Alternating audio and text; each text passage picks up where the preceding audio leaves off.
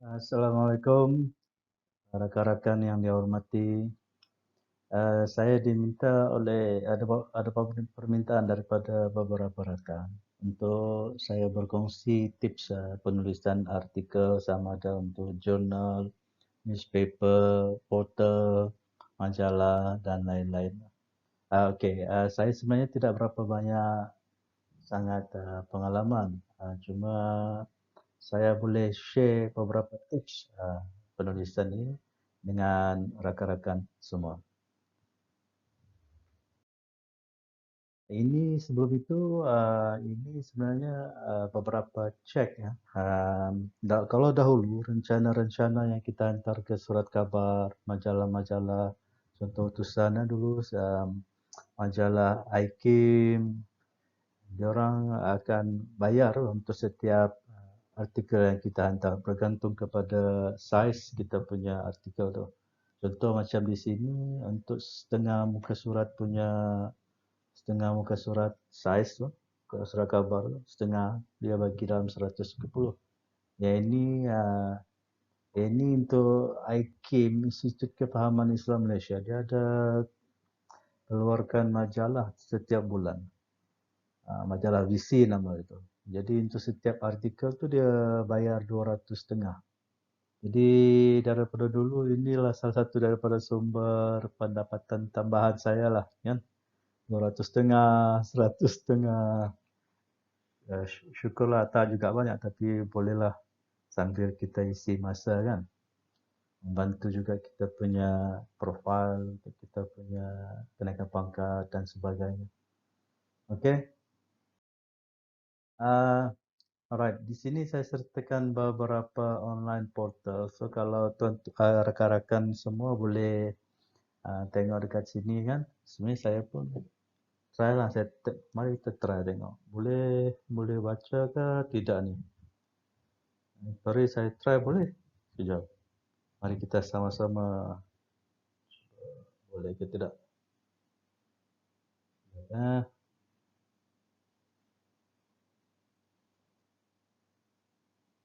okey. Okey, boleh. Yang ini satu contoh artikel saya berkaitan dengan pilihan raya kecil Kimanis 8 Januari lalu. Okey, itu contohlah. Itu contoh antara contoh-contoh artikel saya yang pernah keluar di online portal. Okey, sekarang ni mudah sebenarnya kalau online portal sebab diorang tidak ada lagi kekangan saiz, kertas, masa tiada. Dia portal online, dia 24 jam. So kita boleh hantar bila-bila masa. Tidak kira berapa panjang. Itulah. Jadi lebih lebih senang. Okey. Next, ini salah satu lagi beberapa contoh terbaru artikel rakan-rakan yang keluar juga kalau perhatikan ni website yang sama, portal online yang sama, Suara Merdeka. Ini salah satu tips dia lah kan. Kadang-kadang kalau kita mau hantar ke online portal yang established, contoh Malaysia Kini ke apa, orang ni kan memang sudah ramai. Orang punya stok artikel-artikel tu banyak. Jadi salah satu yang saya terfikir lah, baik kita hantar ke portal-portal online yang baru mau naik ni kan. Contohlah ni Suara Merdeka ni baru ni, dia asalnya wartawan utusan. Tapi bila utusan itu tutup, jadi dia orang wartawan ni buka portal sendiri. Jadi dia orang perlukan material, dia orang perlukan iklan, dia orang perlukan reader. So, jadi saya kata salah satu tips ni kita cari portal online macam ini ya. Ya. So this is a win-win situation lah. Diorang dapat artikel, kita dapat kita punya profile dan diorang dapat readership, iklan, diorang perlukan semua ni. So this is one of the ways lah kalau kita nak tembus ke contoh macam The Star ke apa ni NST memang agak sukar. Boleh, boleh. Cuma kerana diorang tu banyak diorang punya tu. Jadi ambil masa. Kalau yang Suara Merdeka ni diorang selalu memerlukan kan. Jadi dia pula yang kejar kita. Jadi kita pula yang terpaksa mencari kan. Satu ini antara contoh-contoh tulisan terbaru ya. 2-3 hari lepas. Ini ada satu tu daripada Puan Herniza yang hari ini Encik Syakir ni pensyarah PTFT kita lah. InsyaAllah besok ada lagi 3 lagi artikel. Jadi memang diorang sangat memerlukan. Cuma bukanlah diorang main terima bulat-bulat begitu sajalah. Artikel tu pun mesti ada beberapa perkara yang perlu kita fine tune kan. Tidak boleh main campak begitu saja. Sama lah macam kita terima assignment daripada students pun kan.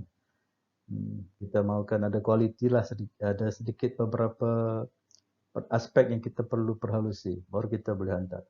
Ya, okay, next. Okay, ini antara tips-tips yang saya boleh kongsikan dengan rakan-rakan semua lah. Ini yang pertamanya untuk macam ni ya. Untuk yang technical, untuk jurnal semua ni. Dia berbeza dengan surat khabar ataupun online portal ni. So, saya sebenarnya tidak ada banyak pengalaman lah hantar untuk jurnal. Tetapi berdasar pengalaman saya selama ni ya. Jurnal tu dia ada beberapa structure tu kan. Dia memang ada fixed structure tu. Intro, abstract, intro, kemudian methodology, kemudian finding, kemudian conclusion. Jadi kita kena ikut itu. Ada structure tu, isi saya structure tu kan. Kalau newspaper atau portal online, dia lebih kepada kita punya perspektif, kita punya view, kan, cadangan. Dia tidak ada structure sebenarnya. Kalau boleh direct to the point, tidak ada introduction pun tidak perlu metodologi, tidak ada perlu conclusion sangat. Cuma dia lebih kepada what is your idea and what it is you want to share. Gitulah. So that's why kalau rakan-rakan tengok tadi artikel macam Puan Heriza, artikel Cik Syakir tu, bila baca sekali je insya-Allah rakan-rakan terus akan nampak tu apa idea dia ni. Okay. Anyhow, all this macam journal, newspaper, portals apa semua ya. Some of these article, some of these tips will help you to improve the flow of your article. Alright, macam ni. Untuk tidak kisahlah journal ke newspaper, portal. Yang pertama sekali, ini active and positive words. Ini ya. Active words ni. Contoh ya. It was written. It was written. This article was written by Puan Herniza. Ini contoh perkataan pasif. Was written. Kalau yang active ataupun positive words, active words kita panggil this, Puan Herniza writes this article. Nampak beza? So kalau untuk journal, newspaper, portal, saya cadangkan lebihkan penggunaan active tu. Active words. Positive words ni contoh ya. We cannot do this. Ini negatif ni. We cannot do this. Ini contoh-contoh perkataan yang negatif. Kalau untuk journal, newspaper, portal ni, kalau boleh kita positifkan ayat tu. Kan? Contoh ya. We cannot use white color. Contoh. Itu we cannot use. Itu negatif. Kalau positif, kita tukarkan. Kita jadikan positif. This will be much better in colors other than white. Ini contoh positif. Okay. Kemudian, number 2 di sini, koma. Koma ni jangan dibiarkan bersendirian. Contoh bila kita buat, bila kita letak artikel, pastikan dia ada satu lagi pasangan dia. Dia biasa satu line. Kalau ada koma, mesti ada pasangan dia. Jangan biarkan bersendirian. Ini salah satu sebab saya banyak kali saya jumpa artikel kan. Nafasnya panjang loh. Panjang betul. Kan? Jadi kita bagi pembaca ni ruang untuk bernafas. Koma ni sebenarnya space untuk diorang ambil nafas dan let the ideas shrink and then continue. Gitu. Jangan kita main baca sekali panjang macam tu nanti tak sempat pembaca kita tak sempat bernafas kan. Jadi kita bagi koma. Koma satu, ingat mesti ada pasangan dia. Sebelah sana ada koma lagi. Bagi macam tu. Jangan sampai 3 koma pula. 2 maksimum, satu line tu maksimum koma ialah 2. Okey. Kemudian ini salah satu thesaurus ni especially untuk bahasa Melayu sangat kita kita tiada masalah sangat kan. Cuma kalau bahasa Inggeris ni bahasa Inggeris ni dia satu bahasa yang lebih kaya berbanding bahasa Melayu. Kemudian lagi senang sebab dalam Word tu kan dia ada shift F7. Jadi kita boleh tengok situ, kita choose one word, select dan kita tekan shift F7. Yang ini dia tunjukkan thesaurus, contoh-contoh alternative words yang kita boleh gunakan. So kalau boleh gunakan perkataan yang tepat, sepaling hampir dengan maksud yang kita mahukan. Contoh, this article is crystal clear. Crystal clear ni untuk sajak lebih sesuai. Jadi kalau untuk yang artikel-artikel surat khabar macam ni, kita letak situ. This article is well written. Kan? Well thought of. Jadi dia lebih tepat. Memang artikel tu ditulis kan, mana ada dia bersinar bagai kristal jelas macam tu, tidak. Kan? Jadi tapi kalau kita describe itu the moon shines like a crystal. Itu betul lah, sesuai kan? Sesuai. So jadi kita sesuaikan penggunaan perkataan. Jangan main letak suka-suka. Kan? Jadi kita practice. Sebenarnya ini takes a lot of hours and a long time. Tapi over the years then will be better. Kan? Actually, it also helps to improve our English as well. Kan? Alright. Kalau segala-gala di atas 1 ni susah, 2 ni susah, 3 ni susah. Ini saja. Gunakan tips yang keempat ni. Ada kan rakan-rakan kita yang memang kerja dia proofread, dan ada yang kerja dia translator, ada yang memang dia kerja dia editor. Bagi je lah. Kan? Bagi je dengan dia. Kita keluar sikit lah duit. Kan? Tapi yang saya tahu kalau proofreader biasa dia charge macam ni, dia charge dia lah RM8 ke RM10 satu muka surat. So kalau kita punya artikel tu double space Times New Roman size 12 double page so katakanlah kalau 10 RM8 dalam RM80 lah gitu. Translator pula biasa 10 sen per word macam tu. Kalau kita ada tip lebih sesuai ataupun kita lebih selesa menulis dalam bahasa Melayu, tetapi artikel tu perlu dihantar ke contoh portal bahasa Inggeris, kita minta tolong kawan ya lah. First, second time, lama-lama kalau kita pandai, kita tidak perlu lagi hantar dengan orang kan. Mula-mula. Untuk mula-mula tu kita minta tolong dulu lah yang proofreader, translator, editor ni. So kita nampak, kita bandingkan kita punya artikel asal dengan artikel yang diorang sudah sunting tu. Kita akan nampak beza. Bila kita nampak beza, kita praktis kan. Macam tu ya. Saya dulu macam tu lah saya buat. Dulu sebelum ni pengalaman saya dulu pernah kerja dengan publisher lah. So ada pengalaman dengan editor daripada Dewan Bahasa. Jadi bila saya nampak Dewan Bahasa tu buat kerja, dari situ saya perhati lama-lama saya praktiskan. Alhamdulillah, okey. Baik, yang ini yang kelima ni macam mana jadi 6 ni? 5. Okey. Sebenarnya simplicity lah. Simplicity, bukan Siti Nurhaliza. Simplicity, straightforward.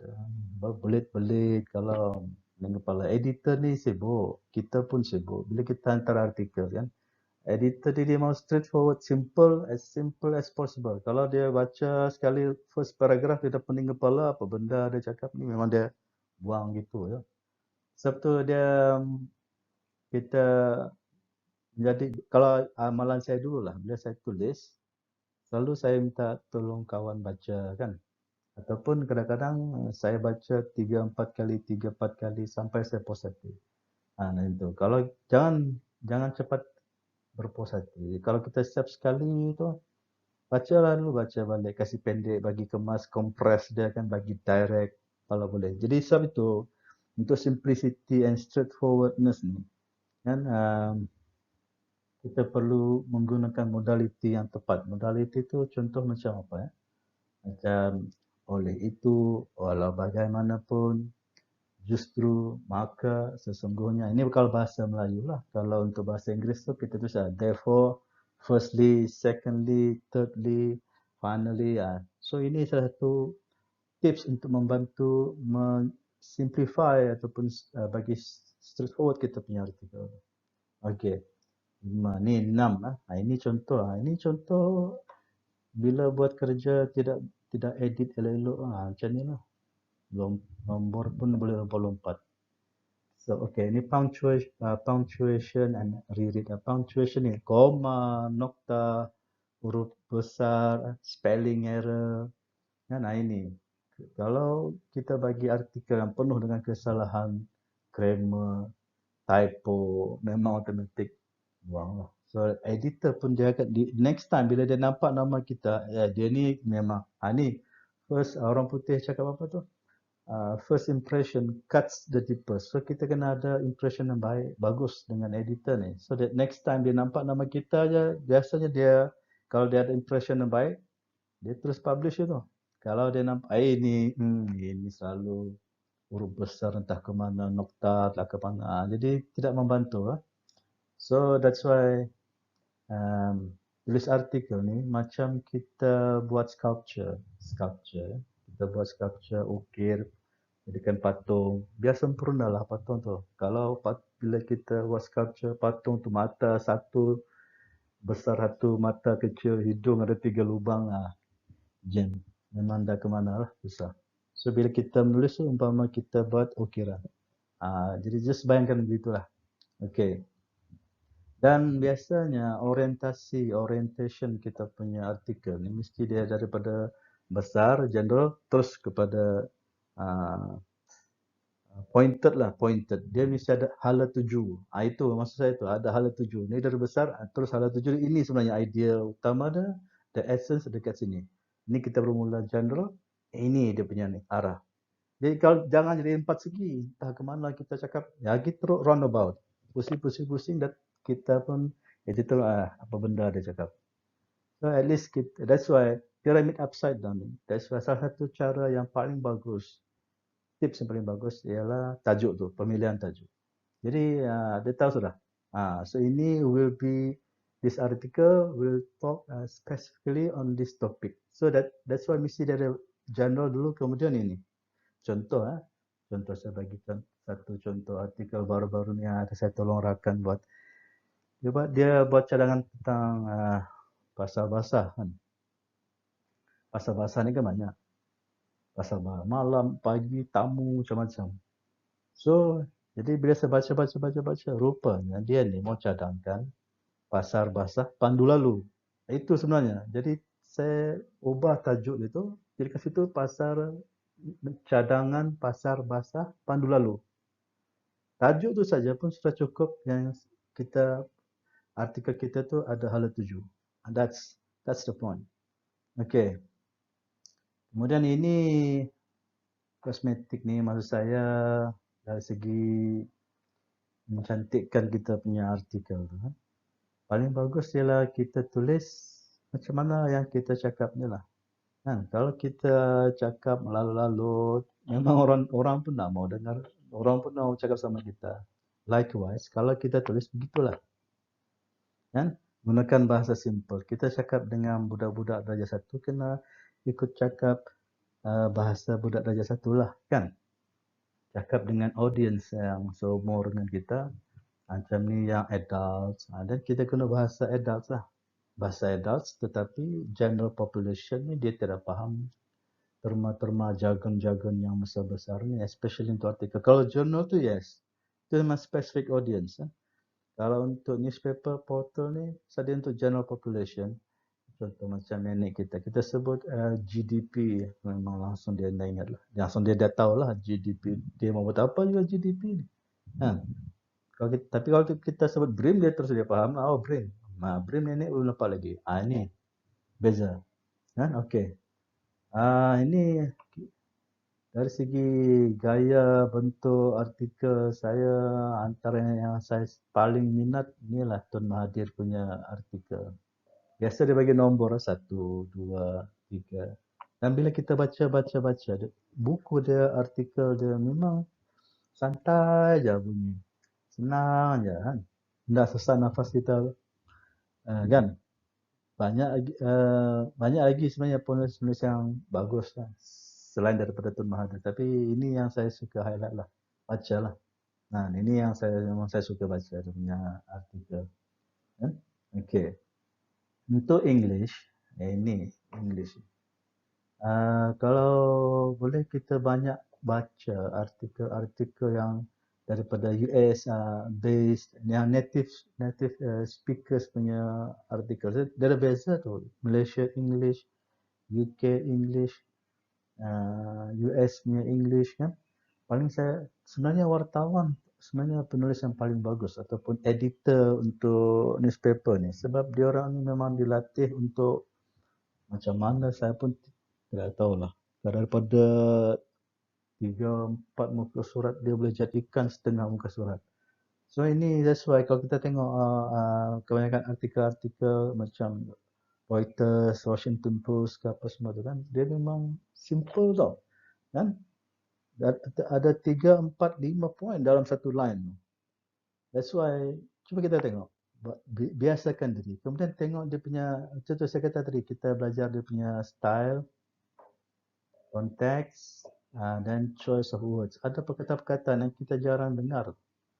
Kan? Tapi dia mencantikkan kita punya artikel tu. So kita applykan lah. Yes. Dan inilah. Macam mana tadi saya kata tadi, 4 muka surat. Jadi setengah muka surat. Macam mana dia buat? Dia menggunakan modality tu. Therefore, afterwards, next. Kemudian dia dia gunakan inilah. Koma tu. Memang nampaklah. Ini memang memerlukan banyak observation. Observation ni lama-lama kita getting used to it, and then without you knowing it, you're already good at it. Alright. Biasa kalau artikel-artikel, surat khabar, majalah kan, kalau boleh kita masukkanlah pantun-pantun kan macam tu. Quotable quotes. Kalau jurnal janganlah. Jurnal ni tu memang serius lah. Tapi kalau untuk newspaper portal ni boleh. Macam ni contoh. Destiny is not our fate, is our choice. Ini contoh. Ini Ronald Reagan punya speech ni. Yang Fortune Favors the Bold tu saya ambil tagline daripada movie. Jadi movie apa semua ni, script writer ni orang-orang yang well trained. That's why sama juga dengan speech writer. This speech writers is well trained people. Kan? So dorang ni, that's why kita tengok dorang punya hasil kerja dan kita cuba imitate, replicate. Lama-lama kita insyaAllah kita kalau kita tidak jadi sama taraf dengan dorang pun, at least dekat pun okey, kan? Boleh juga yang macam kita ambil pepatah-pepatah daripada negara-negara asing. Contoh baru-baru ni ada pepatah Cina. Kill a chicken to scare the monkeys. Ini salah satu pepatah yang kita boleh guna. Satu lagi itu pepatah Afrika. Kalau kamu mau pergi jauh, then bring a company. Kalau kamu mau pergi cepat, go alone. Ini pepatah Afrika lah. So kalau kita mau cepat, kita mau segera laju, kita do it individually is much better lah daripada kita buat in group. Sebab group ni dia ada banyak macam-macam orang. Tapi kalau kita mau pergi jauh untuk long term, ada satu benda kita mau buat besar lah. Contoh kita mau buat projek ternak kelulut di Penampang, kan? Dan kita perlukan kawasan yang besar. Dan kita melihat ke arah dalam 20 tahun. Jadi kita perlukan ramai orang. Kan? Jadi that's why ini contohnya lah, contoh. Jadi kita gunakan quotable quotation ini, soal lirik songs pun sama, lirik-lirik lagu. Perhatikan lirik-lirik lagu kan, cantik sangat lirik-lirik lagu. Banyak philosophical kan, dan kan kita pun kan kenapa kita suka nyanyi lagu? Sebab lirik dia cantik, penggunaan dia betul. So kita cuba masukkan, ambil sedikit, masukkan dalam kita punya artikel. InsyaAllah boleh membantu menambah cantikkan kita punya artikel tadi. Okay, next. Ini saya share ada setengah banyak sebenarnya artikel yang macam write great artikel, dan ini antara cadangan-cadangan dia ni lah. Dia kata macam juga yang macam saya cakap tadi kan, kita tengok sini. On an annual basis. Kita simpulkan je yearly ataupun annually. Dah settle satu perkataannya. So ini endeavor to ascertain. Ini memang cantik ni punya, tapi kan aduh, why you making life difficult? Kita buat macam ni, find out. Dah settle. Ini lagi ni, the object under study was displaced horizontally. Dari sinilah the ball more sideways. Horizontal, vertical. Ini untuk journal mungkin boleh lah. Journal mungkin boleh. Tapi untuk newspaper apa semua, ambil macam ni lah. Tapi kalau boleh gunalah inilah lagi bagus. Untuk journal ke apa ke semua boleh guna sini. Ini satu ni macam-macam. The garbage collector was really slow. Straight to the point. Editor memang akan suka sangatlah kalau dia jumpa artikel-artikel macam gini. Okay. Next. Ini structure. Ini structure kalau untuk yang research punya artikel, journal apa semua tu kan. Dia mesti ada ni. Abstract, ada intro, ada problem, ada idea, detail sampai conclusion. Ini kita kena ikut lah. Tapi kalau yang newspaper punya portal apa semua tu, tengok saja tadi artikel-artikel yang saya share. Nanti kalau bila tuan-tuan nampak tu, insyaAllah tuan nampak tu dia cuma piramid terbalik. Itu saja. Kalau newspaper portal tadi, saya ulang lagi sekali, bentuk dia, structure dia cuma piramid terbalik. That's it. Cukuplah tu. Okay. Ini contoh-contoh lagi artikel chapter in books yang pernah saya hasilkan sebelum ini lah, untuk untuk sharing kan dengan rakan-rakan semua. Ini lagi antara artikel-artikel yang pernah keluar dan boleh rakan-rakan boleh jadikan panduan juga lah, membantu sedikit sebanyak ya. Saya sebenarnya tidak boleh saya sebenarnya tidak berapa selesa untuk share benda-benda begini ya, sebab macam saya rasa lebih ramai orang di sana yang lebih layak sebenarnya. Cuma sebab ada rakan-rakan, beberapa rakan ni ada request dan membuat online sharing pun tidak boleh. Internet di kampung ni 3G kadang-kadang jadi HEDGE tu. Aduh. Lepas tu nanti pandai hilang apa semua. Jadi saya decide, okay, saya buat PowerPoint recording macam ni kan, dan saya letak di YouTube, dan bolehlah rakan-rakan kongsi-kongsi. Dan mana yang bermanfaat, mana yang kurang baik tu boleh diperbaiki lah. Alright.